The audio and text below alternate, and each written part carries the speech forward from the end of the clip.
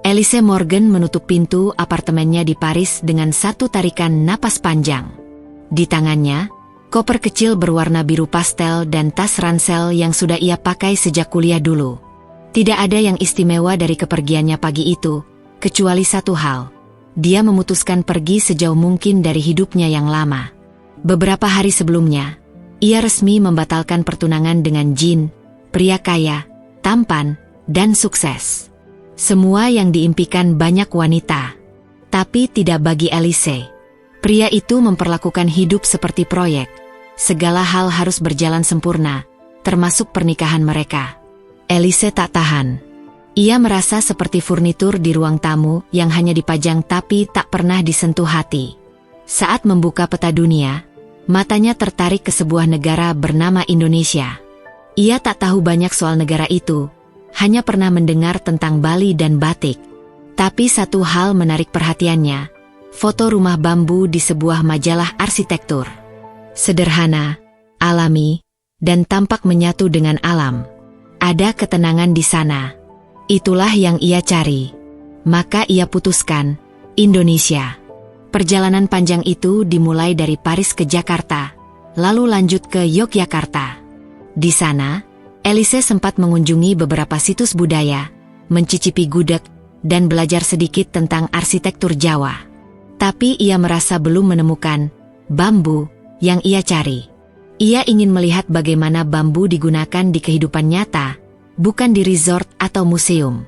Dari informasi yang ia peroleh, ada sebuah desa di Jawa Tengah yang masih mempertahankan rumah bambu sebagai tempat tinggal utama. Jalannya sempit, mobil tak bisa masuk. Ia harus menyewa motor dari kota kecil bernama Wonosari. Pengemudinya bernama Seno, pria berusia 50-an yang lebih banyak diam tapi baik hati. Jauh, Mbak. Tapi bagus. Adem, kata Seno singkat ketika Elise menyebut nama desa itu. Mereka melewati jalan berbatu, bukit-bukit hijau, dan sawah yang luasnya seperti tak berujung. Elise menyukai setiap detiknya. Udara di sana seperti tak pernah ia hirup sebelumnya. Bersih, lembab, dan wangi tanah. Saat motor berhenti di depan gapura kecil bertuliskan, "Selamat datang di Duku Ngadirejo." Elise turun sambil menatap sekitar. Tidak ada hotel. Tidak ada restoran. Hanya rumah-rumah bambu, kebun pisang, dan suara ayam yang terdengar dari segala arah. "Ini, sudah sampai?" tanyanya ragu. Seno hanya mengangguk, lalu menunjuk sebuah jalan setapak menuju perkampungan. "Kalau sore, saya jemput lagi, ya." Elise tersenyum, berterima kasih, lalu berjalan masuk ke desa itu dengan rasa penasaran yang tak bisa ditahan. Langkah Elise menyusuri desa seperti berjalan ke masa lalu. Anak-anak berlarian tanpa alas kaki, ibu-ibu menjemur pakaian di pekarangan, dan para bapak duduk di balai bambu sambil menyeruput teh. Semua orang menatapnya dengan campuran heran dan ramah. Mungkin jarang sekali bule masuk ke desa itu. Ia berhenti di sebuah rumah kecil yang hampir seluruhnya terbuat dari bambu. Tidak mewah, bahkan bisa dibilang rapuh. Tapi entah kenapa, Elise merasa rumah itu hidup. Ada semilir angin yang melewati sela-sela anyaman dindingnya, membawa suara angklung dari kejauhan. Dari dalam, muncul seorang pria muda dengan kulit sawo matang dan senyum lebar yang tampak tulus. Ia mengenakan kaos lusuh dan celana pendek, tangan kirinya memegang potongan bambu. "Halo," sapa Elise pelan. Pria itu sedikit kaget, lalu tertawa kecil. "Halo, Mbak. Turis, ya?" Elise mengangguk, agak lega karena pria itu bisa sedikit bahasa Indonesia.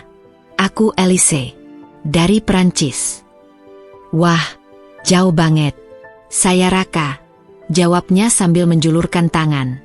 Jabat tangan mereka singkat, tapi cukup untuk menanamkan rasa hangat yang aneh di dada Elise. "Apa ini rumah kamu?" tanya Elise sambil menunjuk rumah bambu itu. "Iya, saya dan ibu tinggal di sini. Ini saya bikin sendiri. Dari bambu semua."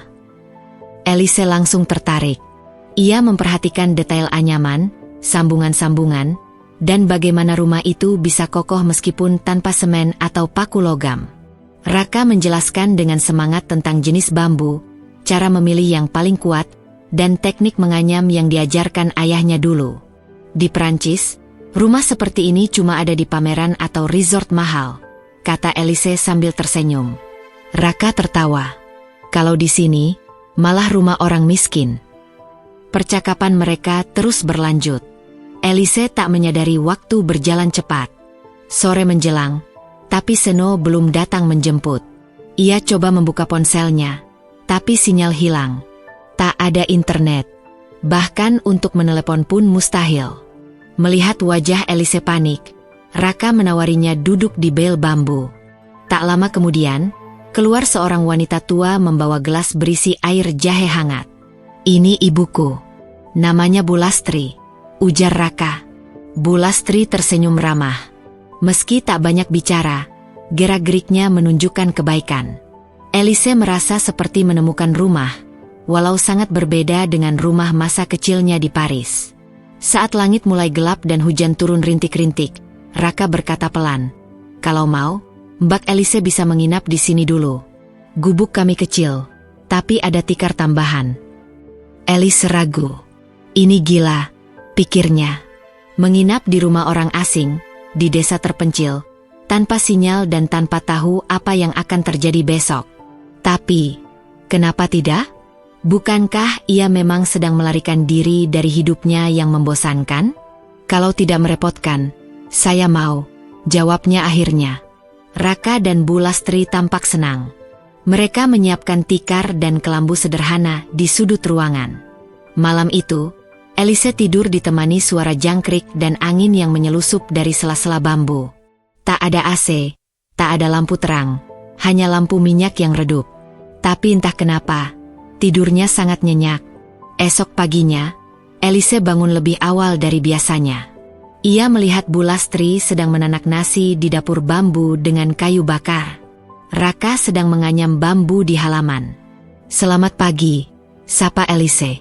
"Pagi, Mbak," jawab Raka sambil tersenyum. Elise duduk di dekatnya, memperhatikan dengan serius. "Boleh saya belajar juga?" Raka terkejut, lalu tertawa. "Boleh, tapi tangan Mbak bisa lecet nanti." "Tidak apa-apa, saya mau coba." Hari itu, Elise belajar menganyam bambu. Jemarinya kaku, kulitnya mulai merah, tapi hatinya hangat. Ia merasa hidup. Belum pernah sebelumnya ia merasa begitu bebas. Tak ada tuntutan, tak ada rencana 5 tahun, tak ada jin yang memaksanya menjadi wanita sempurna. Hanya bambu, tikar, dan tawa orang-orang desa. Elise tak tahu bahwa keputusannya untuk menerima tawaran menginap semalam akan menjadi keputusan yang mengubah seluruh hidupnya. Ia tak menyangka bahwa di desa terpencil, tanpa sinyal dan tanpa wifi, ia akan menemukan cinta, rumah, dan tujuan hidup baru. Pagi itu, Elise duduk bersila di bel bambu di depan rumah Raka sambil menyeruput teh hangat buatan Bu Lastri. Tehnya bukan seperti di kafe-kafe Paris, tidak ada gula sachet atau pilihan susu oat, tapi wangi serai dan daun pandan yang direbus dengan tangan sendiri. Aroma tanah basah dan asap dari dapur kayu membuatnya merasa seperti hidup di halaman buku cerita, bukan di dunia nyata. Raka duduk tak jauh darinya. Tangan sibuk menganyam bilah-bilah bambu menjadi sebuah keranjang besar. Caranya bekerja begitu hening, tapi tidak canggung. Setiap gerakannya tenang dan terukur, seperti sudah menyatu dengan bahan yang ia gunakan. Elise terpesona. Di matanya, pekerjaan itu bukan hanya kerajinan tangan, itu seni. "Sudah berapa lama kamu menganyam bambu, Raka?" tanya Elise dengan penasaran. "Dari kecil," jawab Raka tanpa menoleh. "Bapak dulu pengrajin juga. Dulu kami biasa bikin besek untuk tempat nasi, tampah, sampai dinding rumah. Sekarang saya bikin keranjang buat pasar dan kadang terima pesanan orang kota." Elise memperhatikan hasil karyanya. Rapi, simetris, dan kuat. "Kalau di tempat saya, barang seperti ini bisa dijual mahal," ujar Elise sambil memegang satu keranjang kecil. "Kamu pernah kirim ke luar negeri?" Raka tertawa kecil. "Belum pernah. Saya nggak bisa bahasa Inggris." Elise tersenyum, lalu meletakkan keranjang itu kembali. Di pikirannya, ide-ide mulai berdatangan. Ia membayangkan desain modern dikombinasikan dengan keahlian lokal seperti milik Raka. Tapi ia belum berani bicara banyak. Lagi pula, ia belum tahu apakah akan tinggal lebih lama di desa itu. Bu Lastri keluar dari dapur, membawa sepiring pisang goreng dan seulas senyum ramah. "Sarapan dulu, Mbak Elise." Elise menerima dengan senang hati. Ia mulai terbiasa memanggil Bu Lastri dengan Ibu, seperti yang dilakukan Raka. Sambil makan, Elise melihat interaksi Raka dan ibunya. Mereka tak banyak bicara, tapi penuh perhatian. Saat Bu Lastri batuk kecil, Raka langsung mengambilkan air. Saat Raka lupa mengangkat jemuran, Bu Lastri hanya geleng-geleng sambil tersenyum. Hubungan mereka sederhana, tapi terasa hangat. Elise membandingkan itu dengan masa kecilnya di Paris. Ayahnya sering bepergian. Ibunya sibuk bekerja. Ia lebih banyak ditemani pengasuh dan guru privat. Rumahnya besar, tapi kosong, dingin. Hubungan mereka lebih mirip jadwal pertemuan bisnis daripada keluarga. Mungkin itu sebabnya ia merasa betah di rumah bambu ini, karena akhirnya ia merasakan rumah yang sesungguhnya. Hari-hari berikutnya, Elise memilih tinggal lebih lama. Supir travel yang tadinya menjemputnya, akhirnya pulang tanpa kabar. Elise tak peduli. Ia sudah kirim email ke kantornya di Paris, meminta cuti tambahan sambil berbohong sedikit bahwa ia sedang dalam rangkaian riset budaya. Sebenarnya, ia cuma ingin belajar hidup. Setiap pagi, Elise membantu Bu Lastri menanak nasi dan mencuci piring. Siang hari, ia duduk bersama Raka, belajar teknik dasar menganyam. Dan malamnya, mereka duduk di bel bambu, menatap bintang, dan bercerita tentang hidup masing-masing. Raka ternyata pernah bersekolah hingga SMA, tapi tidak melanjutkan kuliah karena harus membantu ibunya. Ayahnya meninggal karena kecelakaan di kebun saat Raka masih remaja. Sejak itu, ia menjadi tulang punggung keluarga. "Pernah kepikiran merantau ke kota?" tanya Elise suatu malam. "Pernah. Tapi ibu tidak mau. Lagi pula, saya nggak suka keramaian. Di sini, saya bisa lihat sawah, dengar suara jangkrik. Kalau lapar, tinggal manjat pohon pisang. Kalau hujan, tinggal rebahan," jawabnya sambil tersenyum. Senyuman itu, senyuman yang tak dibuat-buat, tak dibuat untuk memikat siapa-siapa, justru pelan-pelan menyentuh hati Elise. Ia mulai menyukai caranya Raka memandang dunia, dengan kesederhanaan dan penerimaan yang begitu alami. Satu hari, Elise mengajak Raka ke hutan kecil di pinggir desa. Mereka mencari bambu muda untuk proyek yang ingin dicoba Elise. Di tengah perjalanan, Elise terpeleset di tanah licin. Raka cepat-cepat membantunya berdiri. "Maaf ya, saya malah nyusahin," kata Elise sambil tertawa kecil, sedikit malu. Raka menggeleng. "Mbak Elise nggak nyusahin. Justru saya senang Mbak mau lihat dunia saya." Perkataan itu sederhana, tapi seperti menyiram air hangat ke jantung Elise. Ia merasa diterima. Tidak karena status, bukan karena gelar, apalagi uang, tapi karena dirinya sendiri. Hari itu juga, Elise mulai menggambar sketsa desain rumah bambu kecil dengan sentuhan modern. Ia tunjukkan pada Raka, dan pria itu menatap kagum. "Bisa nggak kita bikin yang seperti ini?" tanya Elise.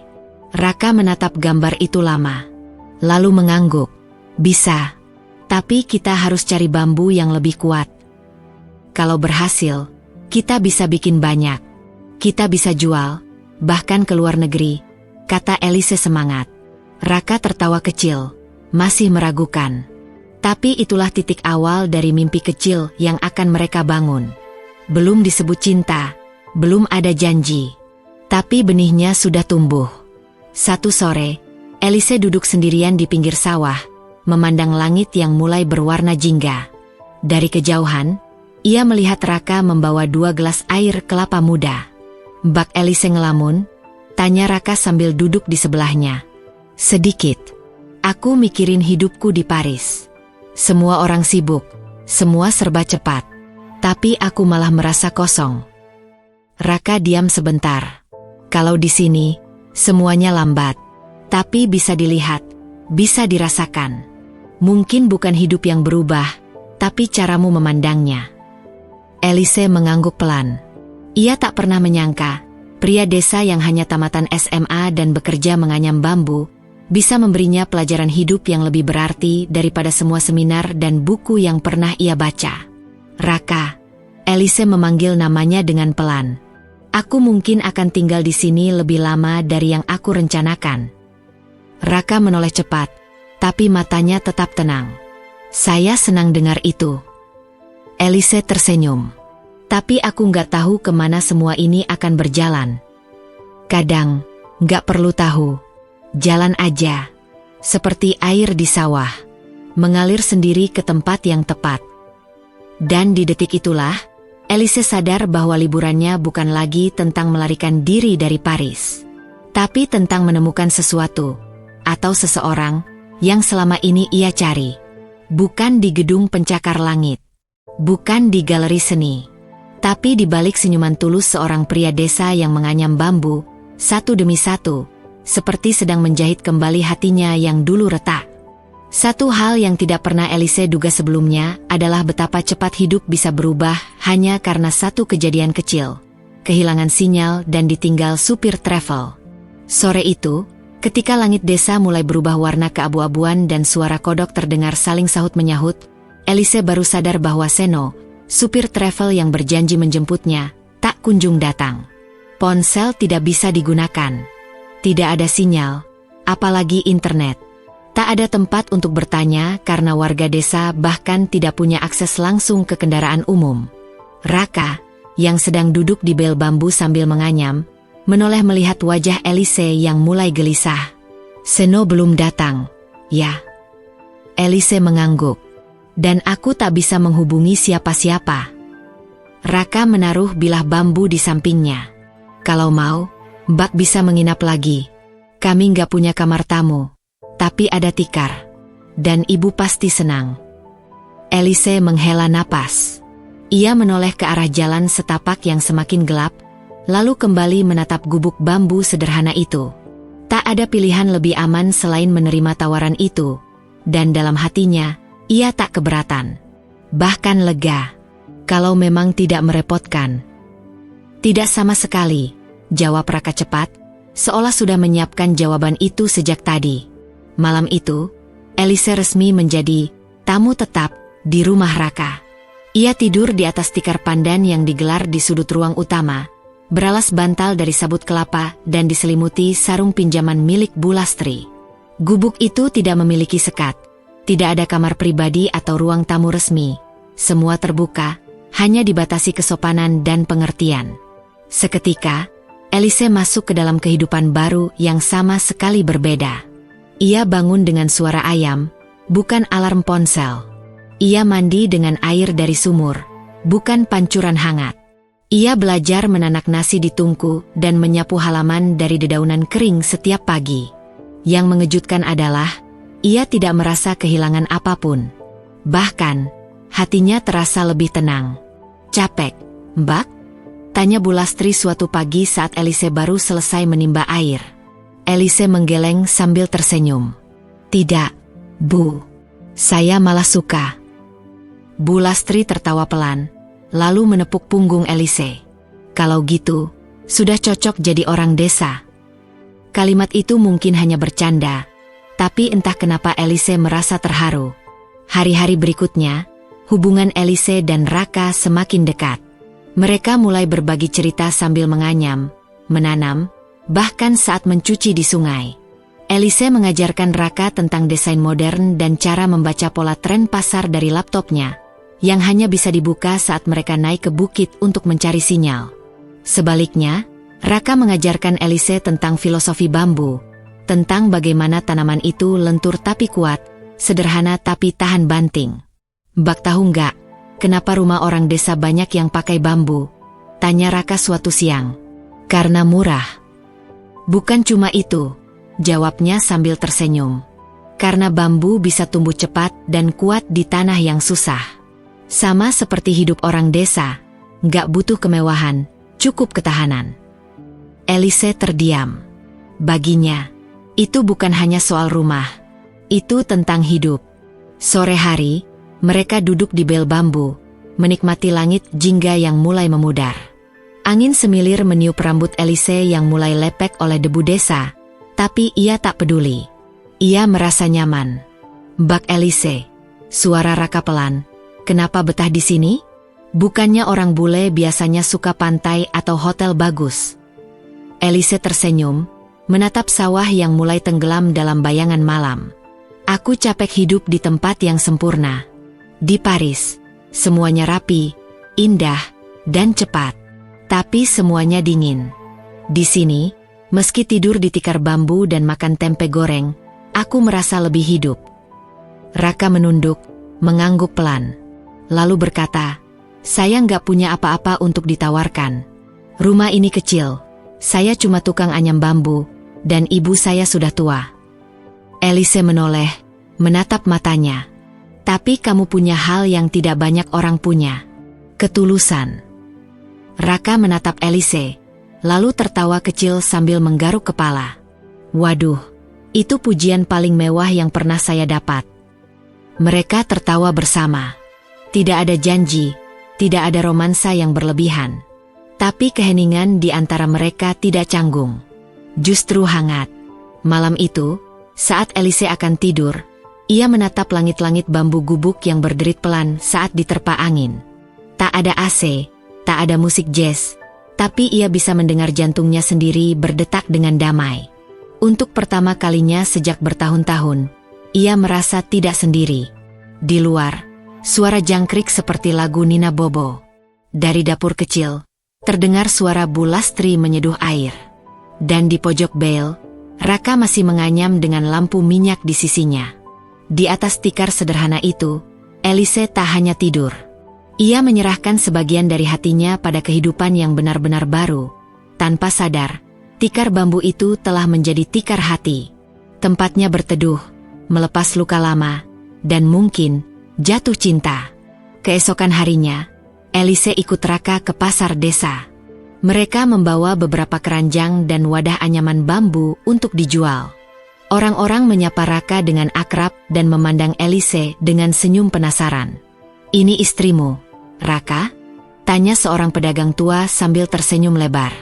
Raka tersipu. Elise hanya tertawa. "Bule pintar anyam sekarang," sambung si pedagang. Raka menoleh ke Elise. "Kamu sudah jadi bahan gosip." Elise membalas dengan santai, "Biar saja, selama gosipnya baik." Sejak hari itu, warga desa mulai mengenal Elise bukan sebagai turis, tapi sebagai bagian dari mereka. Anak-anak memanggilnya Mbak Yu Bule, ibu-ibu memberinya resep jamu, dan bapak-bapak mulai bertanya apakah ia bisa bantu cari pasar luar negeri untuk kerajinan mereka. Raka dan Elise semakin sibuk. Mereka mulai bereksperimen dengan bentuk-bentuk anyaman baru, dari lampu gantung, tempat tisu, hingga rak kecil. Elise mengunggah hasil karya mereka ke forum arsitektur dan desain bambu internasional. Responnya mulai berdatangan. Tapi ia belum bicara soal itu pada Raka. Ia ingin yakin dulu, bukan hanya soal bisnis, tapi soal arah hidup. Di antara semua perubahan itu, ada satu hal yang tetap, tikar bambu. Tempat ia tidur, berpikir, bahkan menangis diam-diam malam-malam. Tikar itu menjadi saksi bahwa cinta tidak selalu datang dengan bunga atau makan malam mahal, tapi bisa tumbuh dari bilah-bilah bambu yang sederhana, namun saling menguatkan. Dan begitulah, hari-hari Elise di desa bukan lagi sekadar pelarian. Ia sudah menapakkan hati, bukan di hotel berbintang, tapi di gubuk bambu. Bukan di atas kasur empuk, tapi di atas tikar yang membuatnya merasa dicintai, bahkan tanpa kata-kata. Hari-hari Elise di desa berjalan seperti aliran air di sawah, tenang, sederhana, tapi terasa penuh. Ia sudah semakin menyatu dengan kehidupan desa. Bahkan, tanpa sadar, ia sudah bisa menumbuk sambal, menanak nasi di tungku, dan menyebut nama-nama pohon dalam bahasa Jawa. Namun, hidup jarang berjalan tanpa gelombang. Pagi itu, Raka sedang memasang atap anyaman untuk proyek kecil mereka, sebuah gazebo bambu hasil kolaborasi pertamanya dengan Elise. Elise duduk di sampingnya, mencatat beberapa sketsa desain di buku. Semua terasa damai, sampai seorang pemuda dari kota datang mengantar surat dan sebuah amplop coklat besar. "Ini dari luar negeri, Mbak," katanya sambil menyerahkan surat itu dengan kedua tangan. Elise membuka amplop itu dengan jantung sedikit berdebar. Di dalamnya, ada surat dari ibunya dan tiket pesawat pulang ke Paris. Ia membaca perlahan. Isinya seperti yang sudah ia duga. Keluarganya mengetahui bahwa ia sudah lebih dari sebulan tinggal di desa. Ibunya panik, kakaknya marah, dan bahkan ayah tirinya menganggap Elise sudah melanggar garis keluarga. Tiket itu adalah panggilan pulang, atau lebih tepatnya, ultimatum. Tapi kejutan sesungguhnya bukan di situ. Sore harinya, mobil SUV hitam berhenti di tepi desa.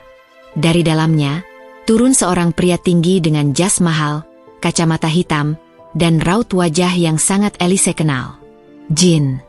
Dengan gaya khasnya yang arogan, Jin menuruni jalan tanah seperti sedang berada di karpet merah. "Elise," panggilnya tegas, membuat beberapa warga desa berhenti bekerja dan menoleh. Elise bangkit berdiri. Raka menghentikan pekerjaannya dan ikut berdiri di samping Elise. Tak banyak yang bisa dia lakukan selain berdiri tegak.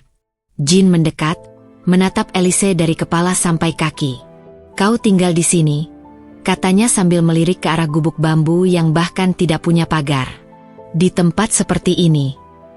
Elise mengangguk, mencoba tetap tenang. Jin tertawa kecil, lalu melirik Raka dengan sinis. "Dan kau tinggal bersama dia?" Raka tak menjawab. Ia hanya menatap Jin, tak suka tapi juga tak ingin bertengkar. "Elise, dengar aku. Ini gila. Aku datang untuk menjemputmu pulang. Orang tuamu cemas. Kau sudah membuat malu keluarga. Dan," Jin menunjuk tikar di lantai gubuk, "kau tidur di atas itu?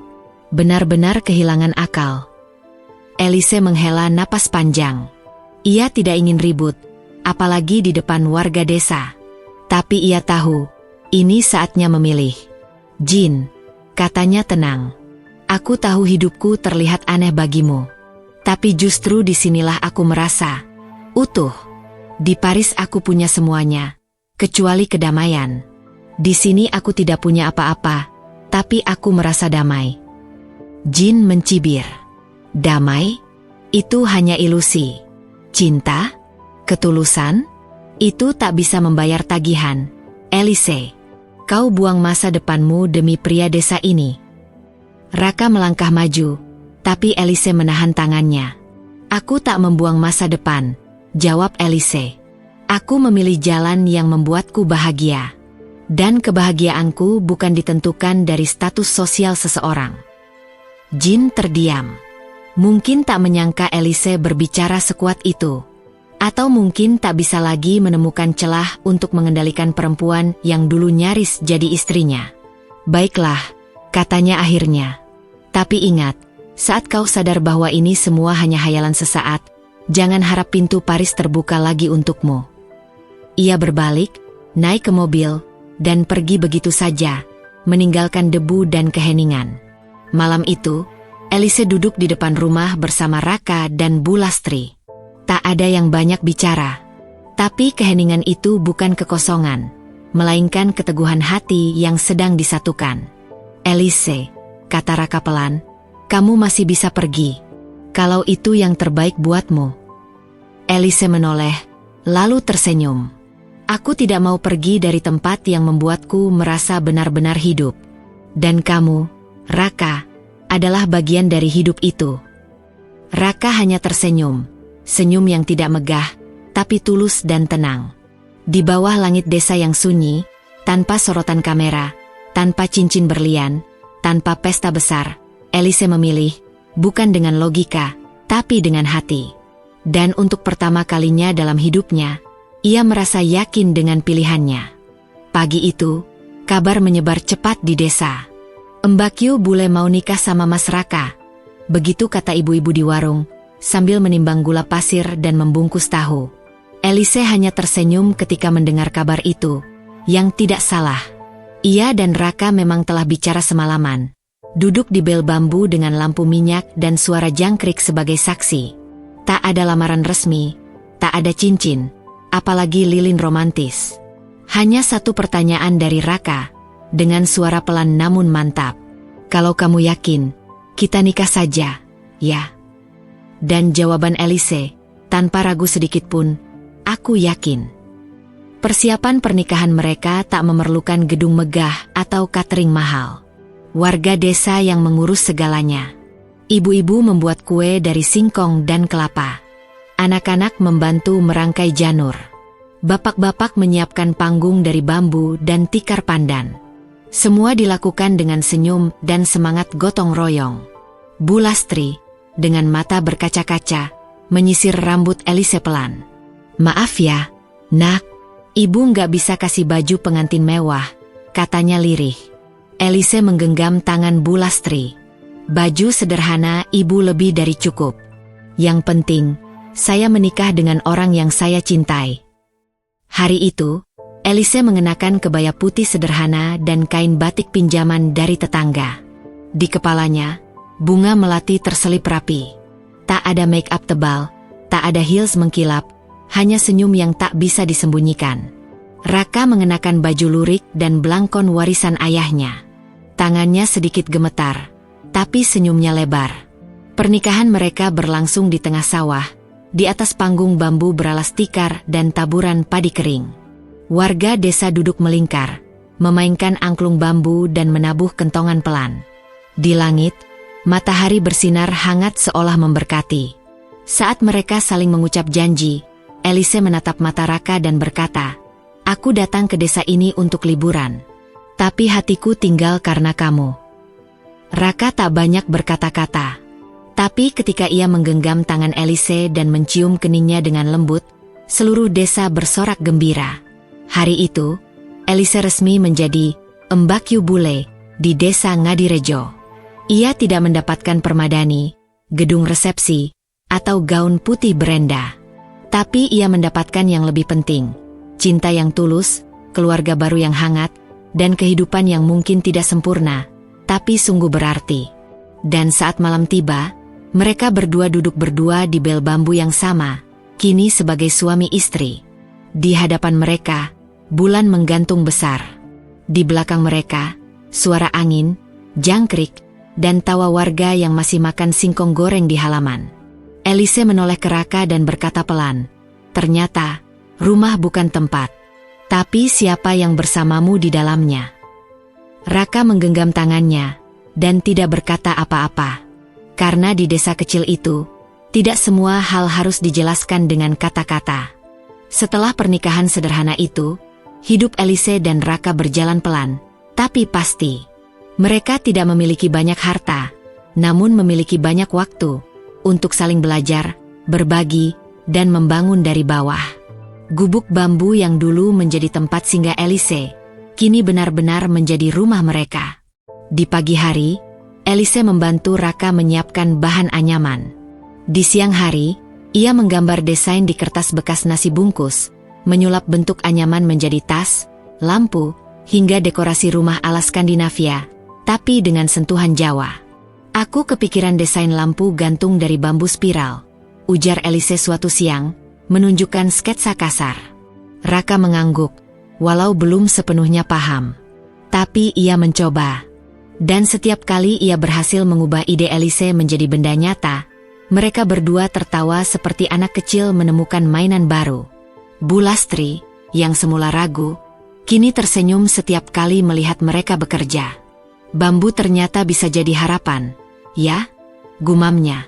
Mereka pun mulai menjual hasil karya ke pasar seni di kota terdekat. Meski awalnya sepi peminat, suatu hari seorang turis asal Jepang mampir dan tertarik membeli 6 buah lampu gantung mereka. Dari mulut ke mulut, kabar pun menyebar. Beberapa bulan kemudian, mereka mendapat pesanan dari butik dekorasi di Bali. Elise lalu membuat akun media sosial sederhana, memajang foto-foto produk mereka dengan latar sawah dan gubuk bambu. Tidak butuh waktu lama. Akun itu dilirik oleh seorang desainer interior dari Belanda yang sedang mencari kerajinan tangan berbasis lokal. Dari situ, datanglah undangan pameran kecil di Jogja. Lalu tawaran pelatihan UKM dari pemerintah. Raka sempat bingung, tapi Elise meyakinkannya. Kita bukan sedang jadi besar.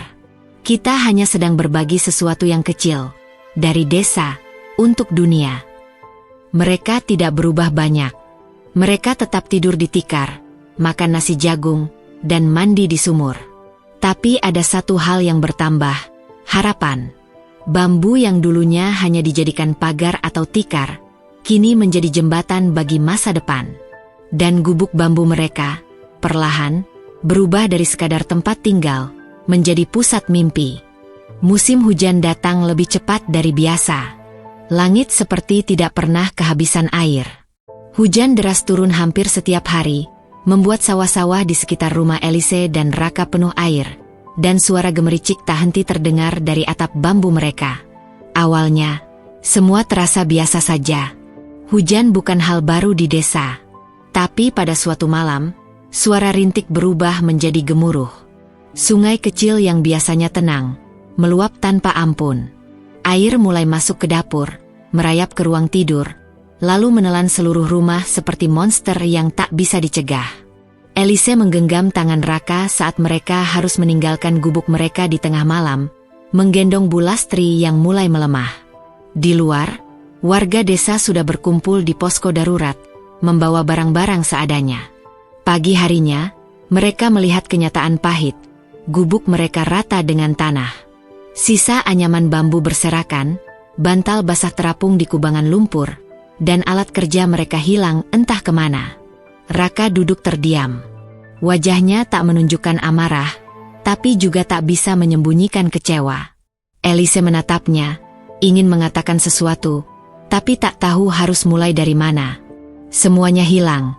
Lis, lirih Raka. Elise mengangguk. Tapi kita masih punya satu sama lain. Hari-hari berikutnya adalah masa bertahan. Mereka tinggal sementara di balai desa, tidur beralaskan tikar, makan dari dapur umum. Para relawan berdatangan, membantu menyalurkan bantuan. Elise, dengan bahasa Indonesianya yang masih campur aduk, ikut membantu mendata kerugian warga. Namun yang paling menyakitkan datang seminggu kemudian. Bu Lastri demam tinggi. Dokter desa bilang itu akibat kelelahan dan infeksi saluran pernapasan. Tubuhnya yang renta tak kuat menahan dingin dan stres.